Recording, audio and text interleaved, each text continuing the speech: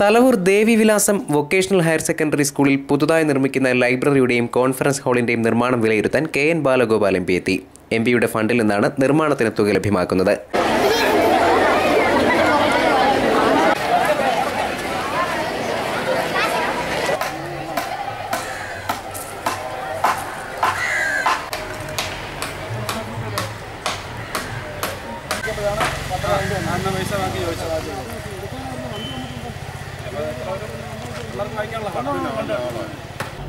ബാലകൃഷ്ണപിള്ള സാറിന് എല്ലാവർക്കും അറിയുന്നതാണ്. അദ്ദേഹത്തിൻ്റെ ഒരു സ്മാരകമായിട്ട് ഇവിടെ ഒരു കോംപ്ലക്സ് പണിയാനുള്ള പരിപാടിയെല്ലാം കൂടെ ചേർത്തിട്ടാണ്, അതിൻ്റെ ഭാഗമായിട്ടാണ് ഒരു എം.പി. ഫണ്ടിൽ നിന്ന് 1.5 ലക്ഷം രൂപ മുടക്കി ഇങ്ങനൊരു ലൈബ്രറി ഹാള്, അതിൻ്റെ ഒരു ചെറിയ ഓഫീസ് തുടങ്ങിയ കാര്യങ്ങൾ പണിയാനായിട്ട് പണം അനുവദിച്ചത്. അതിൻ്റെ പണി വളരെ വേഗത്തിൽ നിർമ്മാണ പ്രവർത്തനം നടന്നുകൊണ്ടിരിക്കുകയാണ്. ഒരു മാസത്തിനകം അതിൻ്റെ പണി പൂർത്തീകരിക്കാൻ കഴിയുമെന്നാണ്.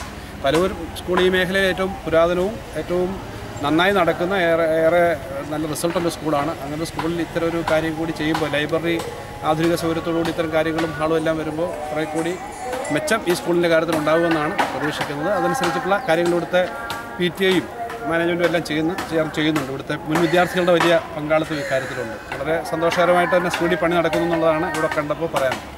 സ്കൂളിലെ മുൻ അധ്യാപകനും തലവൂർ ഗ്രാമപഞ്ചായത്ത് പ്രസിഡന്റുമായിരുന്ന P.K. ബാലകൃഷ്ണപിള്ളയുടെ സ്മരണാർത്ഥമാണ് ലൈബ്രറി നിർമ്മിക്കുന്നത്. 10,50,000 രൂപയാണ് നിർമ്മാണത്തിന് അനുവദിച്ചിരിക്കുന്നത്.